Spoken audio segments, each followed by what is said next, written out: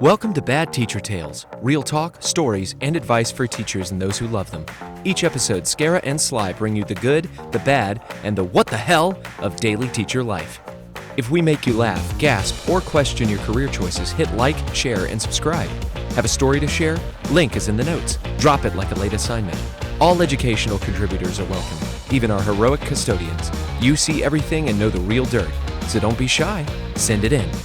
These opinions aren't necessarily those of the hosts or Bad Teacher Tales. Some content may not be suitable for children. I know. Listener discretion advised. Welcome to Bad Teacher Tales. As you listen to this episode, keep in mind that this is a self-produced and edited podcast with no prior knowledge of how podcasts work. I have learned and grown since these earlier episodes. I promise the quality gets better as you move through Season 1 and into Season 2. As an educator, I value the learning process and work to give my students grace as they make mistakes along the way. Please allow us these same considerations while listening to these earlier episodes. Thank you. Have you noticed I've been doing that, like putting fun things at the end? Welcome back, teachers and those that love them. I'm here again with Sly, and if you'll just remind our listeners who you are. I am a middle school choir director, and that pretty much wraps that up. Been teaching for 13 years. That's a good chunk of time. It really is. To deal with little humans. It really is. It really, really is. It feels like it's been longer. So you looking forward to the holidays? So much. What are you going to do? Looking forward to decorating for Christmas. Going out and doing Christmassy things with my daughter. After Thanksgiving, right? Yeah. Yeah. Like just December. Correct. That's when Christmas starts, because poor Thanksgiving and its middle child syndrome. Turkey. All right, Sly, this one is called Things Aren't Always As They Appear. You ready for it? The title of Everyday Teaching. Truth. Let's go. This is from a 7th grade teacher from Houston, Texas. Does not say the subject. Maybe we'll find out. Every teacher has their little pet peeves. It could be gum, ink instead of pencil, uneven paper edges, yes, or nameless work. Or Velcro. Don't get you started on Velcro. Little things that are more irritating to the teacher than anything, but can still set that teacher on edge. My little pet peeve is tapping the pencils on the desk. No, wait. It's more than a pet peeve. It's sand under my contacts. No, wait. Oh, that's a visual. It's more than sand under my contacts. It's a dull cheese grater coated in lemon juice applied directly to my nerves. So the way she feels about that is how I feel about Velcro. I hate it. So imagine my joy when a student who thought he was the next Ringo Starr joined my class. The tapping. Oh God, the tapping. Just remember, it sets my eye to twitching. This kiddo did not stop. It disrupted the lesson. It annoyed the other students and sparked unkind comments. It reduced me to a tense ball of stress with red crescents permanently imprinted on my palms as my hands were perpetually clenched to avoid taking that pencil, grinding it to dust under my heel. Or making it a little tiny baby pencil in the pencil sharpener. I'd have just snapped it in half and chucked it across the room. I think that's what this teacher wanted to do. Man, I tried everything. I invited him to stand and pace in the back if he had nervous energy. I had private conferences with him. I tried to breathe through it day after day. She really did not like this pencil tapping. I love it. But I love that she is going through the exercise of telling us all of her documentation and all of the... This is how you know she's a teacher. She's like, here's what I did. Here's all the things I tried. I breathed. And here's when I finally snapped and lost my shit. I can feel it coming. You are building to that. I mean, it worked because the next sentence is, finally, I had no choice. It's like I've done this. It has to stop. I reluctantly called home. As I explained to Mom that this was no ordinary tapping. You never feel good about calling home about something so ridiculous. Seemingly ridiculous, but it gets to a point where and then you feel like, am I crazy? Because it's just pencil tapping. Why does it bother me so much? But then you're also like, have you seen Batman with like the Joker and the pencil? Like that's where we're headed. Yeah, we don't like phone calls home anyway, and then add on like having to explain something mundane that unless you are in the teaching environment, you don't really understand how pencil tapping can have a huge detrimental effect on the whole class. Yeah, and like you have to frame it that way. Like you can't just be like, "Hey, your kid is incessantly tapping his pencil. No matter what I say, he will not stop, and he does not stop, and I literally I can't take it anymore." You have to phrase it as he is disrupting the educational environment for 30 other people. Right. Also, I'm going to go crazy. Like, that's just an afterthought. Like, I like to feed my children, and if this doesn't stop, I may no longer be able to do that. Like, I really would like to, like, see them without, like, metal bars and a plastic phone. Finally, I had no choice. It had to stop. I reluctantly called home. As I explained to Mom that this was no ordinary tapping, but constant and quite disruptive, she sighed wearily. I wonder if she knows about this. rather than argue with the teacher like that's dumb. Why are you calling me about this? She just sighed. And then you know that through the teacher off. She's like, wait a minute. This is not a normal reaction. What is about to happen? I thought I was about to get griped at for calling about something so seemingly trivial. Look, we called it. But I was in no way prepared for what she told me. Oh, God, I can't wait. As it turned out, her son still sucked his thumb. Yep, that's right. 7th grade kiddo was still an avid thumb sucker. I've talked about 7th grade boys before. This just adds to, the whole, they're their own breed. They really are. Like, they're so sweet and innocent in 6th grade, and then I don't know what happens in 7th grade. It's a whole thing. Feral. It's a whole nother thing. Oh, yeah. Let's get back on topic. Okay. Now, this happened when my career was still relatively new, so I was floored. I couldn't believe it. Oh, past me, you sweet summer child. That's funny, because I was just sitting here thinking, man, these 13 years of experience really come in handy in, like, predicting what comes next. Like, I couldn't have handled this. Like, the choices that I made as a new teacher, I look back and I cringe, and I'm like, oh, you poor sweet thing. Yeah. You baby teacher. Anyway, so Mom went on to explain that the tapping was so that he didn't suck his thumb, thus hopefully avoiding the emotional lashing that he would get from his other middle school peers when they found out that he was a thumb sucker. I was so happy to finally have a clear understanding of what was going on with this baby. He didn't seem like an otherwise disrespectful kiddo. I could not understand why he so blatantly disregarded my request to stop tapping. Well, that makes sense now. Yeah, I'm glad that Mom was able to give him something else and keep him from that embarrassment for sure, because I can only imagine. Okay, well, now we need to find a more suitable... You know what would be good? One of those, like, chewy necklaces. Yeah, I got my son, like, they were dinosaur teeth, and so he could wear one around his neck and then chew on it instead of his shirt. Yeah, because he liked to chew on his shirt. They make them for, like, teething babies. Like, it's a nice necklace for, like, a mom to wear, but it's a teether for a baby. It's silicone. Yeah, I know what you're talking about, and all I'm seeing is that teal blue color that they usually are around the 7th grade boy's neck. Well, like, obviously not buying like one that's made for the mom. Jeez. Thanks for that mental picture. Yeah. But no, like, that shark tooth necklace thing that's like one that he can chew on, that would... Yeah, especially if it's more of an oral fixation. Because that's clearly, I mean, like, where were we? Exactly. Sucking his thumb. I'm going to go back just a little bit so that we align ourselves. He didn't seem like an otherwise disrespectful kiddo. I could not understand why he would so blatantly disregard my requests to stop tapping. It would have been so easy to let my irritation and emotions get the better of me, and then I might have handled the situation much differently.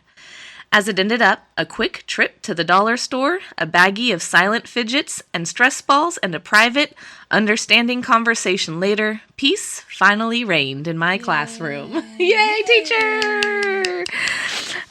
Did you just snap? I just snapped. Snaps for this teacher.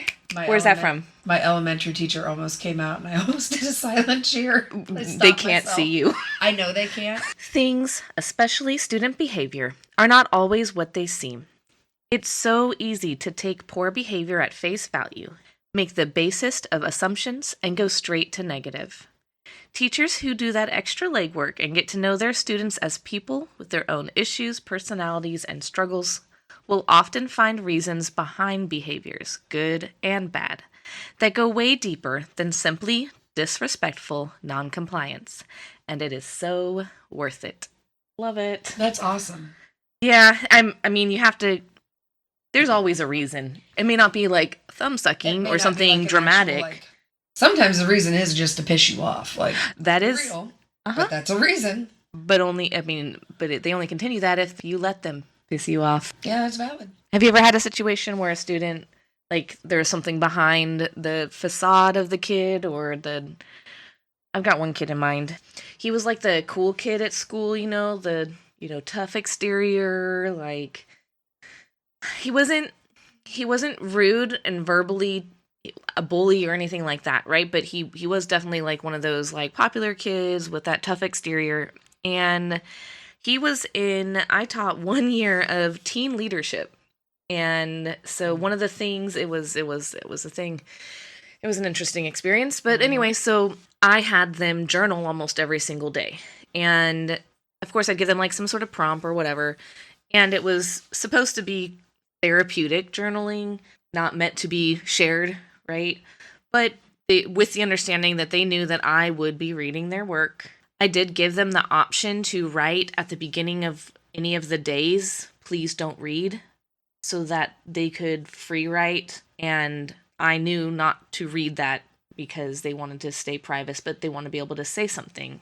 I have a question. Yes. About that. Yeah. If they put do not read and they write something in there about unaliving themselves or... You still got to report it. But you didn't read it. I skim them for those. Yeah. But I don't read them. It's a tricky thing, right? I did come across there were a couple of times that things were kind of like, oof. And I did have to tell the counselor. I presented it as, I saw this word, it jumped off the page. I'm sorry, I didn't mean to read it. Just understand that I saw this and it concerned me, so I went back and I read it. And I wanted to let you know that it's like your best interest that I am having to now let the counselor know that you need to have a conversation. Did that? It didn't hurt relationships, I think, presenting it that way. I also think they're not dumb, right? Middle schoolers aren't dumb. They know that we have access to that, right? These books are left in my room. They know that I have them. They know that I read all the other ones. They can't think that I just can completely avoid the do not read. Now, I think I think they just want to give themselves permission to write a little bit more freely. And I think that helps them give themselves that permission, having that option and thinking they have privacy. Because if they really wanted privacy, they would go home and write it in a journal. It's feigned privacy. I think that's where us as caring adults, it gets tricky because we want them to continue to trust us, and their ability to trust us is what allows us to keep them safe. And if we don't report it, are we keeping them safe? It's tough. It's a whole thing. And I think it's important that you have conversations with students that trust you and that want to confide in you. And I've had to tell students, I want you to trust me. I want you to tell me whatever's on your mind. And just know if it covers one of these topics, I have to report it. So if you're not comfortable with that, don't tell me. We digress. So this boy, he had this, big tough exterior, and I didn't have any problems. I would hear about him having problems with other teachers, other classes, and kind of being a smart ass kind of stuff, right?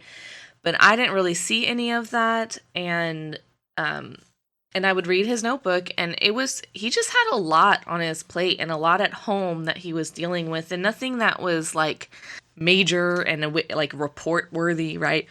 Excuse me. It wasn't those big topics that we have to report, but it was just like, yeah. And just his relationship with his mom and his dad and his brother, I think it was an older brother, and just like his worry about things. And he would just really say how he felt. And so it really made me think a different way about him, because it was no longer this cool, tough guy. It was this struggling, feeling human that had this shell, right? And that tough guy persona was the shell. Yeah, that's his survival. Mm-hmm. And the talking back to other teachers and the being rude, it was a front. Okay, so Sly, I wanted to give you an opportunity to tell us a things that work or a why we do this. Do you have one of those for us? Yeah, I have a things that work. So I like, all right, we're going to get to know me a little bit. So I don't know if I've told on here, I probably have, but I have ADHD, so I get, I think we've heard. Squirrel, super easy distracted. Like if I'm in the middle of a sentence and a student interrupts me with, can I go to the bathroom or get a drink of water? Like, I'm like, what were we talking about? And I just stand there loading for the next 5 minutes. So I am really big on sign language in my class and just silent hand signals for restroom, tissue, water. Do not interrupt me with words if you do not have to interrupt me with words. Fair. But so I had this kid, my third, I don't know, they all blend together, third or fourth year. And I found out from his mom that he had autism, and he would frequently yell out in class. If he didn't want to do something, you were going to know. He was going to make sure you knew he did not want to do that. So I had a conversation with his mom and just tried to get some better understanding with him of like understanding of like what his needs were. And she told me, she's like, he really struggles with, you know, emotional regulation and response. I was like, okay, great. We can work on that. So the guy I told him, I was like, I like the thing that prompted that phone call was like, I said, hey class, we're going to do this. And he's like, no, I don't want to do that. I'm like, no. Okay. And yet you're going to, because that's what we're doing. And so that's what prompted the phone call. Called mom, talked to her, and found out. I was like, okay, so I didn't know at that point that he had autism. That school district was not great about their special education paperwork. Lovely. Oh, yeah. That's helpful. I talked to mom, and mom, you know, kind of filled me in on all that. And so I had a conversation with him the next day. I told him, I was like, hey, I want to know what you're feeling. I want to know if you want to do something or if you don't. But you cannot yell at me like that in class. That is inappropriate. And plus, we all know if one kid says no, then other kids think they can say no, and that just opens right? problems. Yep. So I told him, I was like, you can use sign language to tell me. So I told him, I taught him yes and no, and I told him that he could yell those at me as loudly as he wanted, because it's sign language. It's silent. I love that idea. I have never been yelled at so loudly in sign language in my life. That is a great. And now, listeners, I know things that work. I know you cannot see the face I'm about to make, but like this is what happened. Like I said, we're gonna do this, and he was like his nostrils. She's making flared. that. He had like this giant-eyed, like angry look, like he was about to go crazy. And he's just giving me that no symbol. I had to try not to laugh. I was dying inside, like I was laughing so hard. And I, you know, told him to give me a second, and I would talk to him after. Got everybody set up on their thing, and then pulled him up to my desk. And I was like, all right, what would you like to be doing instead? And he told me, he's like, well, I was really upset about this earlier. And I was like, okay, so here's a notebook, and we're going to like leave this notebook at the back table with a pencil for you. And you can go to the back table, and you can write me, you can just journal about your feelings. And he did. Anytime he was upset, he has to go sit, and this is first grade. He'd ask to go sit in the back table and write about his feelings. He'd draw pictures about it. He would literally write it out. Nice. And every once in a while, when his mom was at the school, like I'd let her go through it so she could see what was going on with him. And probably good therapy too. Yeah, I mean, because writing is really therapeutic. And his nose became less and less and less and less. So here's from a different kind of person. This is a librarian. Ooh. This is a why we do this. This is a first-year librarian from Missouri City. She says, I'm a first-year librarian. I went to a Saturday PD hosted by a librarian I follow on Twitter. Oh, that's cool. That's a thing. It's a thing now. It's a thing. It wasn't a thing 10 years ago. My family thought that it was weird I went to a training on a Saturday, but it was for something I really cared about, creating readers' advisory lists on Canva. The session was so quick and informative, but my family was so quick to remind me of my mantra lately, act your wage. Oh, let's not even sidetrack that one. I spent that whole weekend creating my reader's advisory list on Canva, and it was quite difficult to find books that I actually owned since the books in the library don't feel like they're officially mine yet. I finally was happy with my lists, but at what cost? Was I going too above and beyond by working on a Saturday when the kids wouldn't even notice? A few days go by, and a teacher brings her classroom in for a quick checkout. The first thing a sweet little girl asked me, who I could tell was a reader, "Do you have any recommendations?" I immediately hopped up and brought her my book lists. This student checked out 3 titles from my book list that day, and I could tell by the ones she checked out what she had read in the past. She gave me the cheeriest thank you, and I remember why I spent all of that time on my weekend to share my love of books with kids. That's awesome. That was cute. That's a great one. So you're spending one day on something, maybe even one weekend. That isn't bad. And that's making your job easier in the long run. That's true. And she has those lists for lots of kids, not just the one. Yeah, it's not like you're doing this every weekend. It was one weekend, and it makes your job easier. Hey, librarian, I hope that you take those lists and you print them and you make menus on the tables. That'd be so cool. That would be really cute. And then even kids just sitting at your table or whatever in the morning or doing homework. I don't know what all the library is used for. But shushy. But maybe someone that wouldn't necessarily have picked up that list or ask for it, like that girl asking for recommendations, would benefit from your lists. I know me, I definitely would that's a weird title. What is that book about? And I'd go look for it, and I'd read what it's about. Well, she says lists, and so I wonder if they're by genre or something. Well, I would think she, And she said that the girl, she could tell what kinds of books the girl checked out otherwise based on what she chose. I'm wondering how it's organized. Email me back and let me know how it's organized, because now I'm really curious. And as soon as you said menus, I'm like, be our guest. Squirrel. Apparently, you're going to make it into a Beauty and the Beast themed Be Our Guest menu. Oh, tell me it wouldn't be a Harry Potter themed one in your room. Well, of course it would be. And it would just be Sorcerer's Stone, Prisoner of Azkaban. You see, it doesn't even need, just one list is fine. 7 books. 7 books. Maybe 8. No. If you're into plays. No. I mean, I am into plays because I teach theater. Also Not going on my menu. I read about it in Hogwarts. By history. Okay, Hermione. Now it's your turn. Have you had an experience that would make a great story? Submit it to our Google form for consideration. You can teach any age, grade, or subject. Have a feel-good story or advice for other teachers? Share that to be featured on the pod. All entries are anonymous unless you give specific permission for us to use identifiers. Your comfort in sharing is important to me. Also important is your feedback and suggestions. Teachers, anything you want to hear advice on in particular?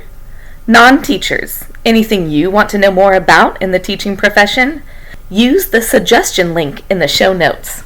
In addition, I'm asking you to please write a review if you are enjoying this podcast. I always hear other hosts emphasize how important this is for expanding their audience, but didn't realize just how true that was until I had my own. So if you could please take the time to rate and review. I get 8 weeks from release to make Apple's new and noteworthy list. Help me get there by rating, reviewing, and then sharing from the Apple Podcast app or wherever you get your podcasts. Thanks for listening. As it turned out, her son still sucked. What? What does he do, Skylar? He fucked a thumb. It's a good thing that it's not an F. So coming out of your mouth. That's what I thought came out. I think it kind of was an F-T-H sound. It was something. It stuck with T-H after that. Words are hard. He did what? Breathe. You could still, put it in your mouth and hold it between your teeth and suck on the end of it or whatever you need to do to. That doesn't sound dirty at all. I am really trying to be a grown-up, Sarah. Can you please join me over here in grown-up teacher world? No. Stop making Not these tonight. crass jokes. I don't understand why you're like this. Because you're my friend. I do not come predisposed to That this. was so hard to keep a straight face. Thank you for joining today's episode of Bad Teacher Tales. If we made your day slightly better, or your job seemed slightly less absurd, hit like, share, and subscribe. Your support keeps us caffeinated and somewhat functional. Want to share your story anonymously? The link in the notes is open 24/7, something your planning period can only dream of. Just kidding, those don't exist. Stories from all corners of education are welcome. Anyone who witnesses the madness and magic, we want your tales. Follow us on Instagram and TikTok at @BadTeacherTales to drop your tales, memes, and coping strategies. Got suggestions, comments, questions, or topic ideas? Email us anytime at badteachertales@gmail.com. Unlike Teachers on Fridays, we actually read them. See you again soon. Try not to quit before then.